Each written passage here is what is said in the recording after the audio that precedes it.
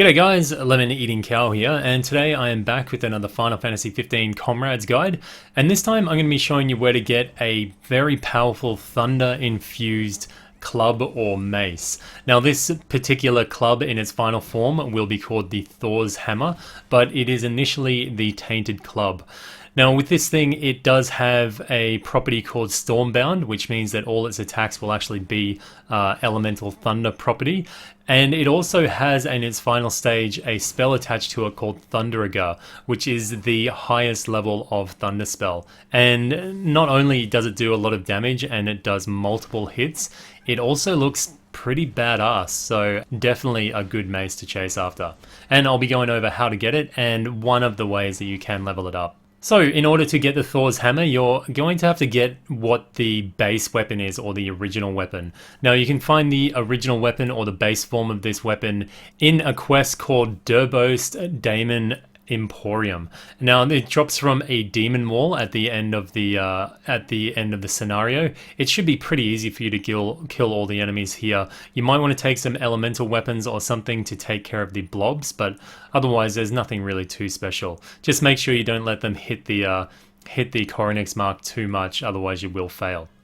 So most of the time you're going to get I think they call it a building brick or something from breaking the demon wall, but I've actually got two of these tainted clubs already off the demon wall. It shouldn't be that rare, I would imagine, unless you have particularly bad luck, but I've already got two of these and I've done the stage about 6 times or so. To make it even easier on yourself, when you break the demon wall, if it turns out that you don't get the club, all you have to do is abort out of the mission and it's going to save you a lot of time on those loading screens. So if you've already got a tainted club in your inventory and you're not really sure if it's the right one or not, because there is actually 3 versions of the tainted club.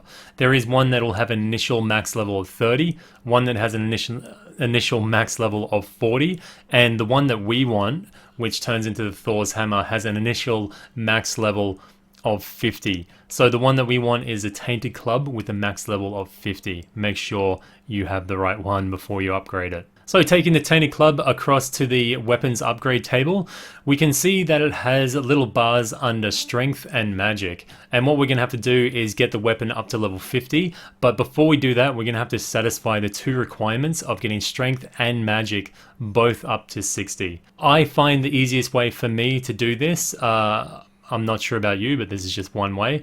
I actually, on stream, I farmed up 4 of the dragon horns, which drop from the Jabberwocks in the Injurious Jabberwock mission. I know a lot of the weapon guides I do kind of touch on the same materials, but I believe they're pretty effective.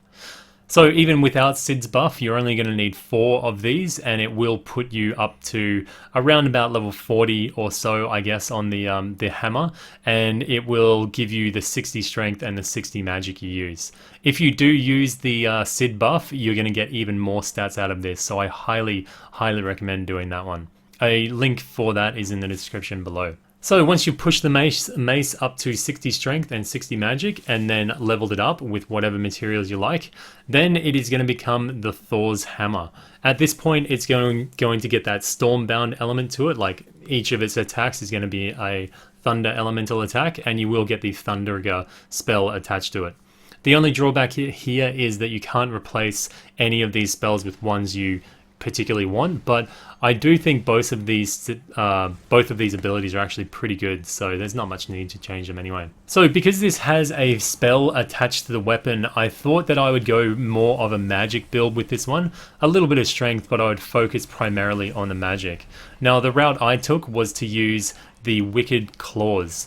Now these Wicked Claws drop from a quest called New King in Town, where you have to defeat the King Behemoth, and you will get them, you'll either get 1 or 2 every time that you kill the King Behemoth. So unfortunately, to farm this one, you will have to finish the quest and sit through the camp screen and everything, but it really shouldn't take too long. I believe you'll need about 12 or so of these Wicked Claws.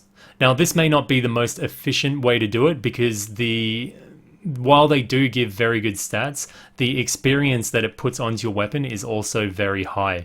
So I don't know if this is the most efficient route, but it's the one I took because I found it easy to farm. But by all means, once you're at this stage, you can put whatever stats you want into it. So we can see the final result of me tweaking this weapon. I end up with 86 strength, 437 magic, 129 spirit, 33 fire resist, 192% ice resist, which by the way is complete overkill. I think it caps at 100%. 33% lightning or thunder resist, and also 12% range resist. Most of that means nothing, but it does have a pretty high magic stat. So if you want to stack a couple of these, then you could really boost up that magic stat. And when you couple this with the multicast sigil, it's going to be quite a powerful spellcasting build. Anyway guys, that is my Thor's hammer build. Of course, you're free to put whatever stats into it that you want. I pretty much just went the cheap and nasty route to get this guide out. So yeah, if you did like this video and it helped you out, then please leave a thumbs up. If you got any comments or suggestions, then leave them down in the comments section below. And if you haven't subscribed already, then please do so. This has been Lemon Eating Cow. Moo.